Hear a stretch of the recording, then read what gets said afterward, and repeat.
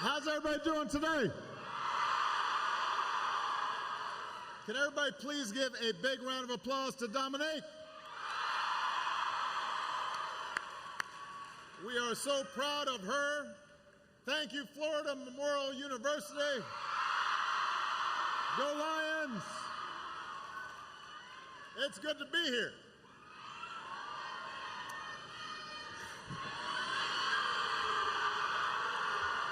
Love you back. Well, I love you back, you know that. You know who else I love? We've got a bunch of elected officials here today, including some of your outstanding representatives. Frederica Wilson is in the House. And your next United States Senator, Patrick Murphy.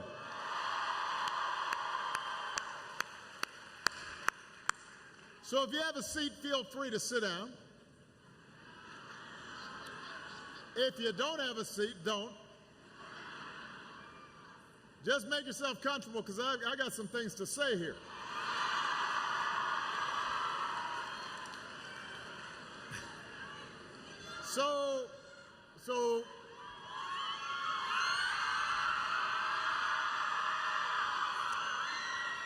So this will be probably one of my last visits to Miami as president.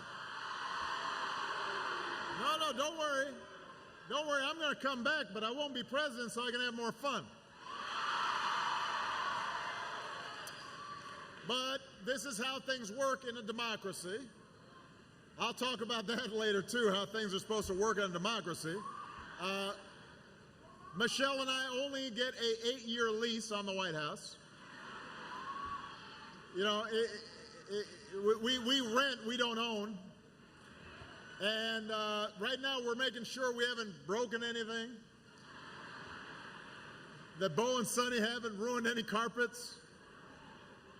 You know, we had been marking off how tall Malia and Sasha were getting on the wall, but now we got to erase it because we want our security deposit back.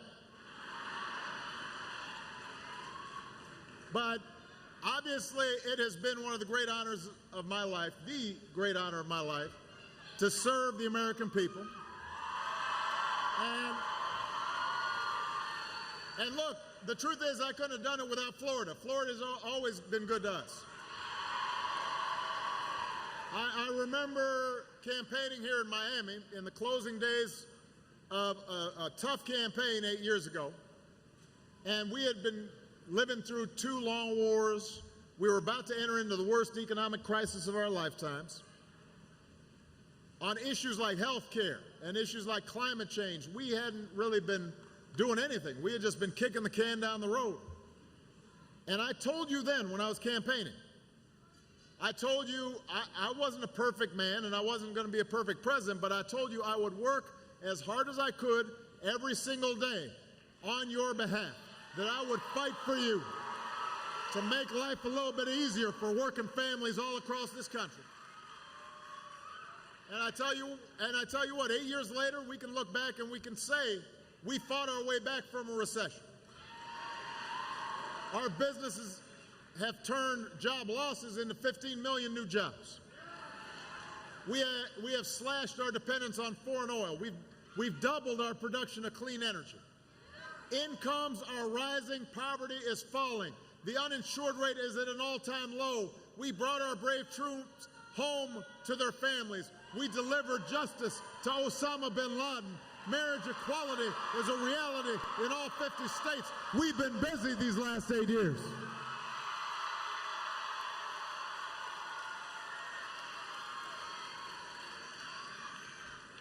By every measure, our country is stronger and more prosperous than when I came into office. But all that progress is at stake if we don't do the right thing these next 19 days. I know there's some folks who are talking about how terrible America is. But you know what? I've been to all 50 states as your president. And I see how great America is right now. I see folks working hard, starting their own businesses. I see teachers reaching into their own pocket to make sure our kids are getting the education that they need. I see doctors serving the poor and coming up with new cures. I see our men and women in uniform, our cops and first responders running towards danger, working to keep us safe. I see the patriotism of young activists who are troubled when things don't go the way they should and call on us to live up to our highest ideals. I see all of you, Americans of every faith and every race and every region of the country, who know that we're stronger together. Young and old, men and women, black, white, Latino, Asian, Native American, people with disabilities or not, all pledging allegiance to the red, white, and blue. That's what I see about America. That's the America I know. That is the America I know, and there is only one candidate in this race who has devoted her life to that better America. The next president of the United States, Hillary Clinton.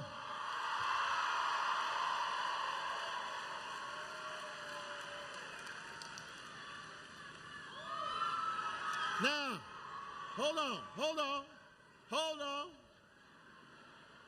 See, that's one of the things I love about Florida. It's always a rowdy crowd.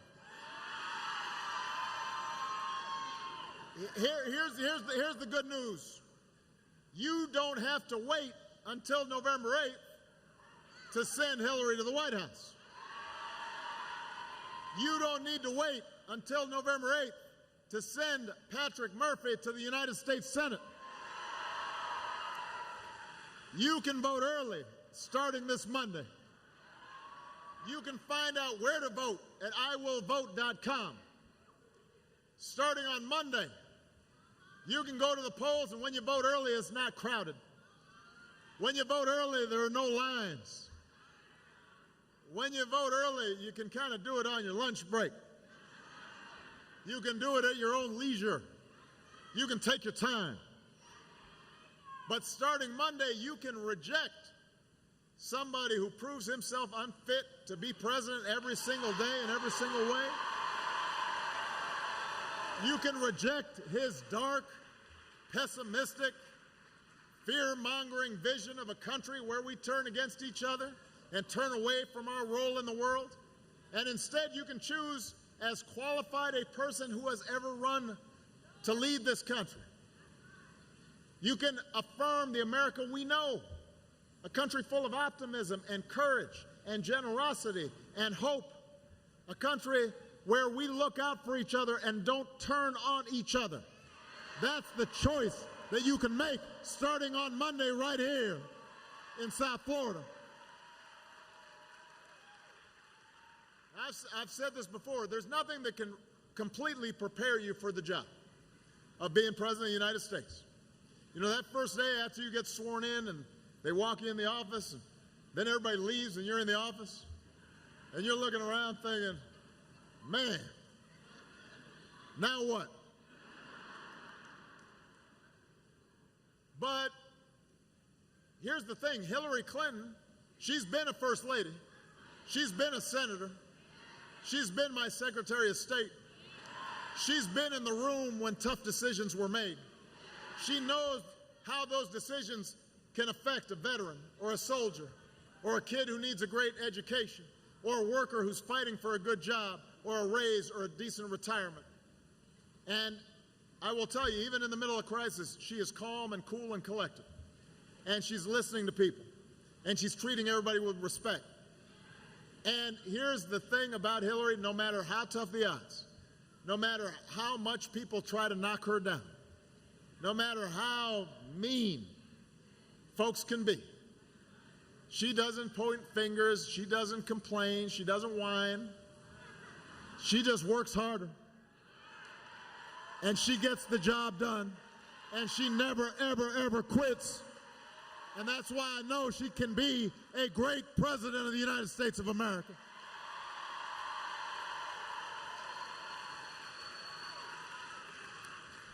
And the other thing is, She actually knows what she's talking about. She's actually done her homework. So she's got real plans to address what she's heard from you.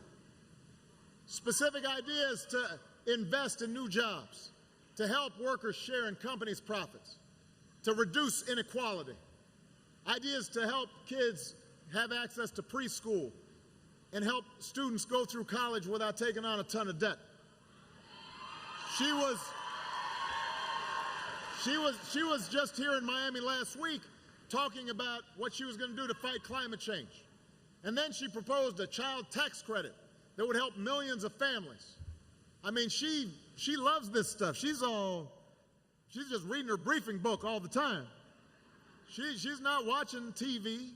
She's not watching the reality TV. She's not participating in reality TV. She's doing the work, and that's what you want from a president of the United States of America.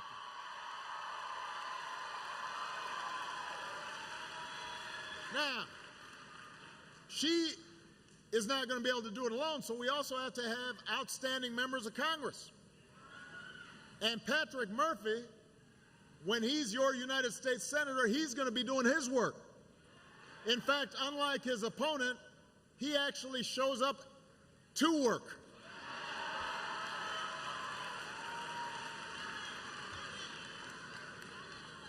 Unlike his opponent, he didn't try to defund Planned Parenthood. He made sure that women could make their own health care decisions. Unlike his opponent, he didn't walk away from Florida's Hispanic community when the politics got tough. He fought for comprehensive immigration reform and a pathway to citizenship. Unlike his opponent, Patrick actually believes in science and believes in the effects of climate change. Just the other night in their debate, Marco Rubio did not accept that sea levels are rising, and if you're watching TV or you are going down some of the blocks right here in Miami in the middle of a sunny day and you see the ocean coming up through the streets, how can you deny what is right in front of you? I thought he was from Miami.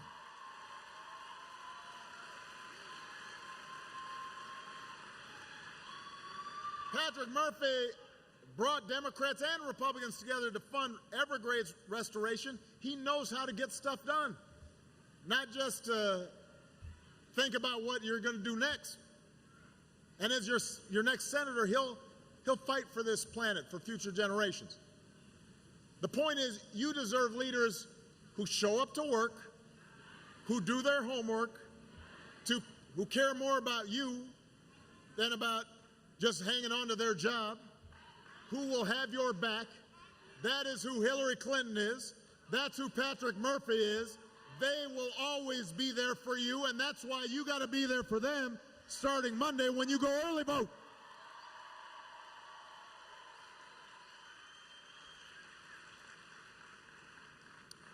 And in contrast, you got Donald Trump. Vote. Don't boo. Vote. Don't. Booing doesn't do any good. Vote and get your friends to vote. Get Uncle Joe to vote. Get Pookie to vote. And Javier to vote. Vote. Don't boo. Trump can't hear you from here, but he can hear you when you go to the ballot box and vote.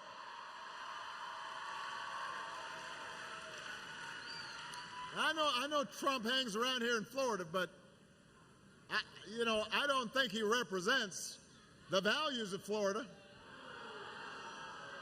Here's a guy who repeatedly stiffs small business owners and workers who've done work for him. In fact, he thinks that's smart. Just don't pay him, and then let him try to sue. This is a guy who doesn't release his tax returns. First presidential candidate in decades who won't release his tax returns. And it's either because he's not as rich as he says he is, Or, as he admits, he hadn't paid federal income taxes in years. And he says that's smart. He thinks you're suckers for doing what you're supposed to do. But it's not smart not to pay your taxes. All that means is, unlike the rest of us, despite everything that America's given to him, he doesn't feel obliged to give back a single dime to help our troops or our veterans or to make sure that young people get help going to college. You know, he keeps on talking about wanting to make America great. Well, it's people who avoid their responsibilities that create problems here in America. He's not part of the solution, he's part of the problem. And if you really believe that a guy who spent 70 years on this earth showing no regard for working people is suddenly going to be the champion of working people, then I guess that's your guy.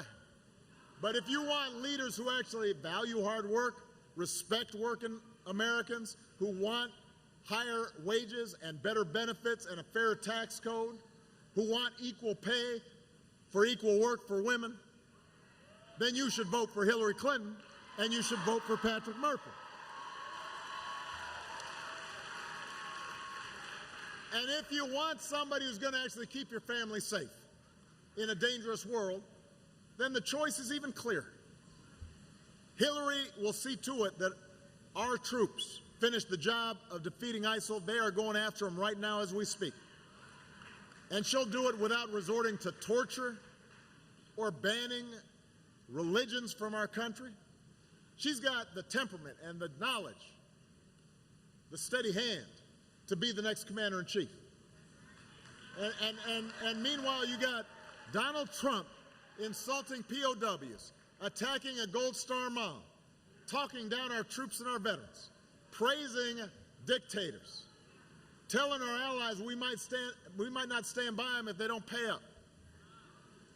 I agree with the U.S. Senator, a Republican, who a while back said that we can't afford to give the nuclear codes of the United States to an erratic individual. By the way, you know who said that? Marco Rubio. He also called Donald Trump a dangerous con artist who has spent a career sticking it to working people.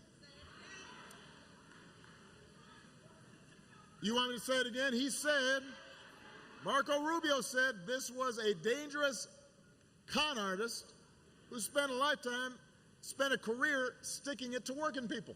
Now, that begs the question, since we're in Florida, why does Marco Rubio still plan to vote for Donald Trump?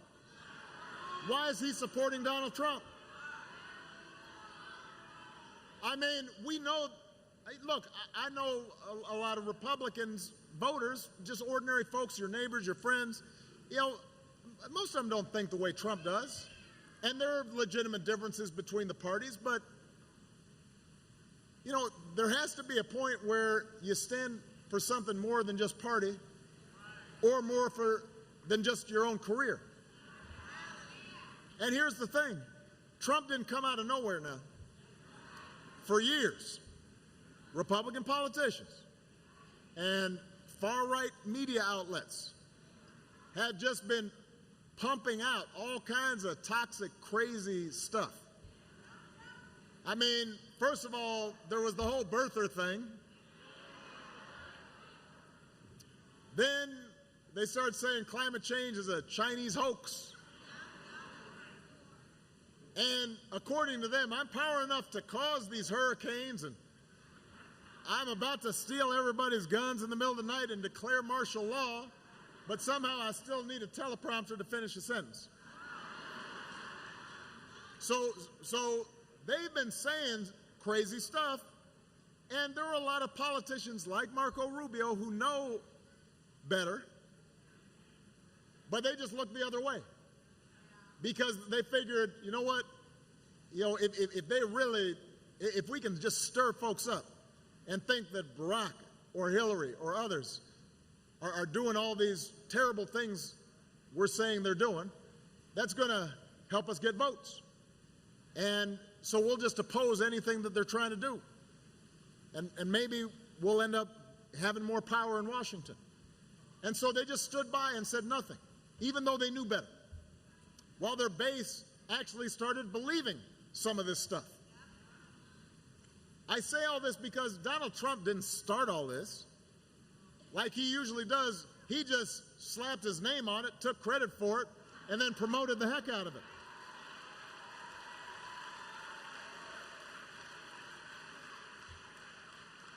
Now, over the last couple of weeks, after those videos came out on that bus, there were a number of Republican politicians who walked away from Donald Trump. Apparently, a tape where a presidential candidate brags about actions that, if you hear what he's saying, qualify as sexual assault. Apparently, that was the deal breaker for him. Or at least his poll numbers dropping after the tape came out was the deal breaker for him. I mean, last night, did you hear Trump tried to run away from comments that are on a recording? And the audience started laughing when he said, I really respect women. Did you see that? But here's my question. My question is, why would it take this long for Republican senators and Republican congressmen and Republican governors and state reps and state senators, why would it take you this long to figure out that Donald Trump shouldn't be president? If you've made a career of idolizing Ronald Reagan, then where were you when your party's nominee for president was kissing up to Vladimir Putin, the former KGB officer?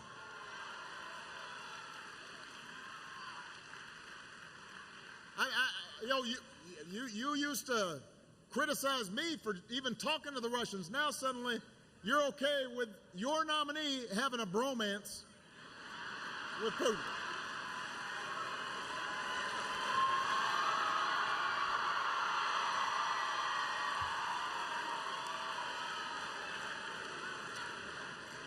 If you come from a family of immigrants, like almost everybody here does unless you're Native American, where were you when your party's nominee for president called immigrants criminals and rapists? If you say you love the Constitution, in fact, you say, oh, Obama's overreaching with his executive actions, he's violating the Constitution, should be impeached. But then you stand up and nominate and support a guy who says that he would silence reporters, jail his political opponent in the middle of a debate, deport whoever he wants. I mean, I assume you've got some familiarity with the First Amendment and the Fifth Amendment and the 14th Amendment. Why weren't you offering him your pocket constitution like Mr. Khan did?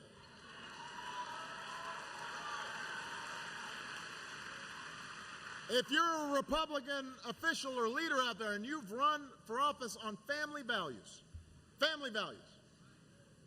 why wouldn't you walk away from him months ago when you heard your nominee for president call women pigs and dogs and slobs and grade them not for their character or their intellect, but on a scale of 1 to 10? You don't have to be a husband or a father to stand up for women. You don't have to have a disability to say it's wrong to mock somebody with a disability. You don't have to be a Muslim to stand up for our fellow citizens who are just as patriotic as we are. You just have to be a decent person, and you just have to love this country.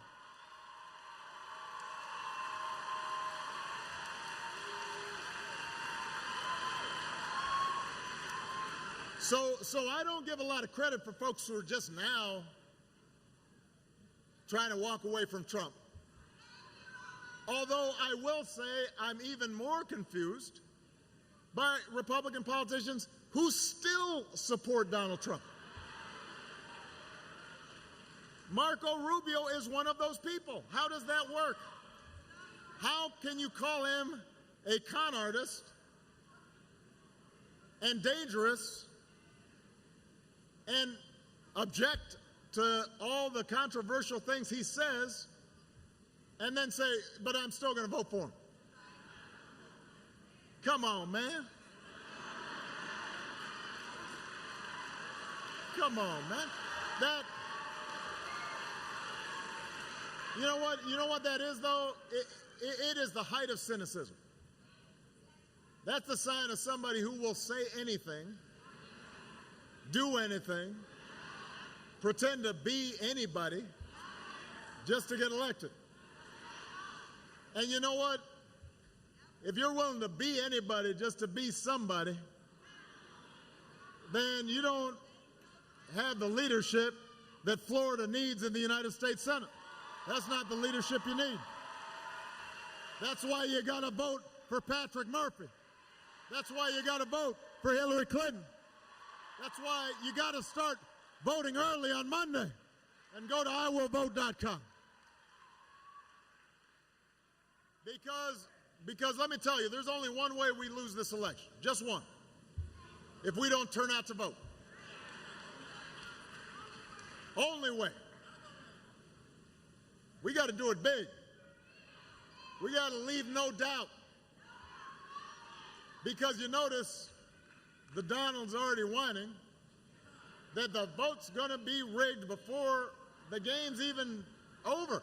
We're just starting to vote now. He's already like, oh, the game's rigged. Except today he said, of course, it's not rigged if I win. I mean, and by the way, I will say, all the Republicans have, not all, but most, have acknowledged there's no way to rig an election in a country this big. I don't know if Donald Trump's ever been to an actual polling place where you have Democrats and Republicans who are in charge of taking the votes. But, you know, he doesn't even worry if what he says is true. This is just about him worried that he's losing. Which means he really doesn't have what it takes to hold this job, because I will tell you, there's a lot of time in this job where things don't go your way. And when you suggest, but I've made this point before, I want to repeat it here. This is more than just the usual standard lie. Because when you suggest rigging or fraud without a shred of evidence, when last night at the debate, Trump becomes the first major party nominee in American history to suggest that he will not concede despite losing the vote, and then says today that he will accept the results if he wins, that is not a joking matter. No, I want everybody to pay attention here. That is dangerous. Because when you try to sow the seeds of doubt in people's minds about the legitimacy of our elections, that undermines our democracy. Then you're doing the work of our adversaries for them. Because our democracy depends on people knowing that their vote matters. That those who occupy the seats of power were chosen by the people. Even when your preferred candidate loses, even when you are the one who's running and you lose, you've got to see the bigger picture and say that here in America, we believe in democracy and we accept the will of the people.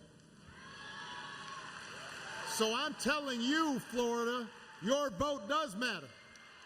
Your vote does count. And this whole notion of voter fraud, listen, one study shows that out of 1 billion votes cast, there were 31 proven cases of voter fraud. 31 out of a billion. You are luckier to get, you are much likelier to get struck by lightning than to have somebody next to you commit voter fraud. You'd win the Powerball.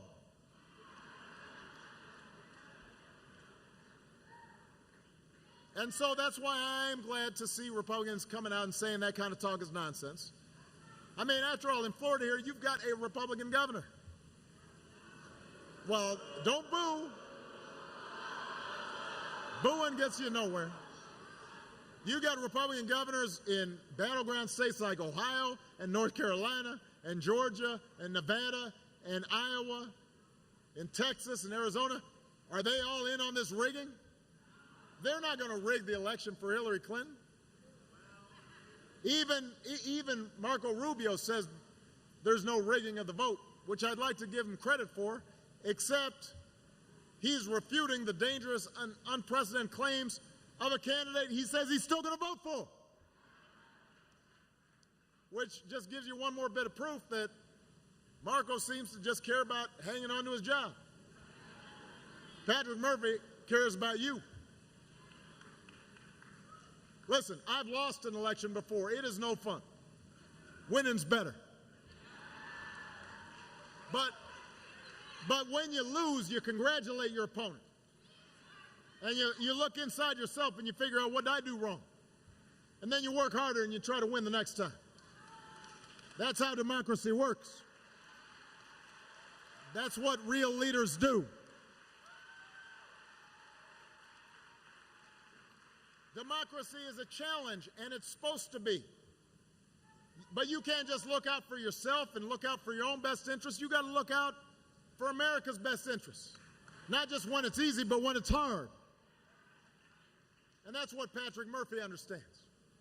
That's what Hillary Clinton has done her entire life.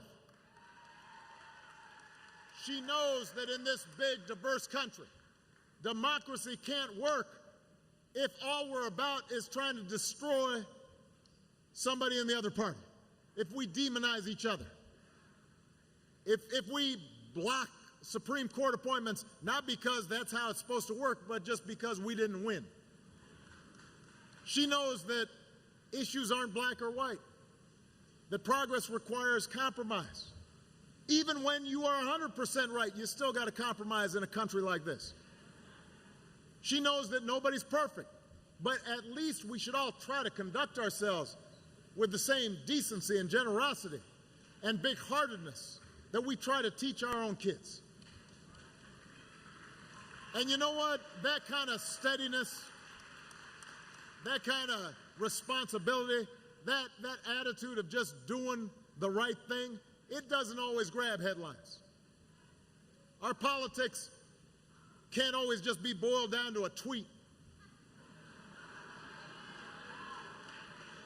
And I know in this election season, sometimes politics has seemed cheap and trivial and frustrating. But right now, I am here to tell you, you've got a chance to reject that kind of politics. You can reject divisive politics. You can reject mean-spirited politics. You don't have to let this country go backwards. You have a chance to move it forward and elect a woman, the first female president who has spent her entire life trying to make this country better.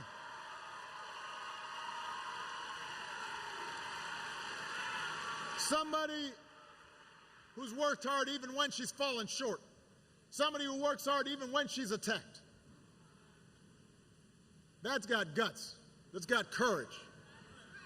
So don't fall for the easy cynicism that says your vote doesn't matter. Don't believe that notion that all politicians are the same. That's what Hillary's opponent wants you to think. So you lose faith. So you give up. So you stay home. Don't do that. Because I promise you, your vote does matter.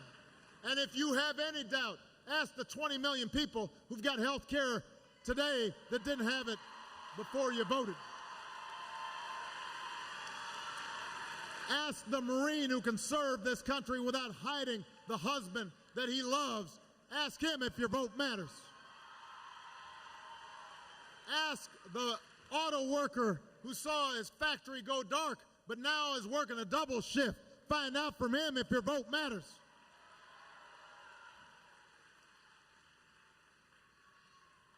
I just came from Miami-Dade College, and they've got students from about 100 different countries.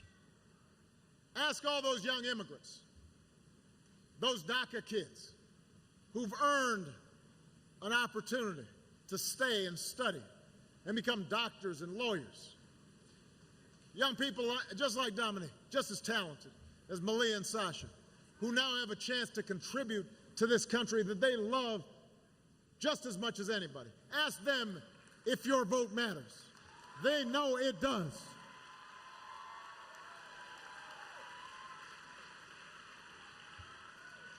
Donald Trump has nothing to offer but anger and grievance and blame. And so his closing argument asks, what do you have to lose? Well, I'm here to tell you everything. You know how much progress we've made despite the opposition, despite the forces of discrimination, despite the politics of backlash. And that progress doesn't stop with my presidency. We're just getting started. So progress is on the ballot. Civility is on the ballot. Tolerance is on the ballot. Justice is on the ballot. Equality is on the ballot. Our democracy is on the ballot. Hillary Clinton will advance those things. Donald Trump wants to reverse progress. Marco Rubio wants to help him. You want to give me a good send-off? You want to give Michelle a good send-off? Join us. Work as hard for Hillary and Patrick as you did for us. You care about our democracy, don't stay home. You got to get in the arena. You got to vote. That's what this democracy is about. It's not a spectator sport. You want to give me a good send-off, go knock on some doors. Sign up as a volunteer. Make some phone calls. Go talk to your friends. And if you do that, we'll win this election. We'll elect Patrick Murphy, your next senator. We'll elect Hillary Clinton, the next president. We'll show our kids and the rest of the world why America remains the greatest nation in the world. Thank you, Miami. God bless you. God bless the United States of America.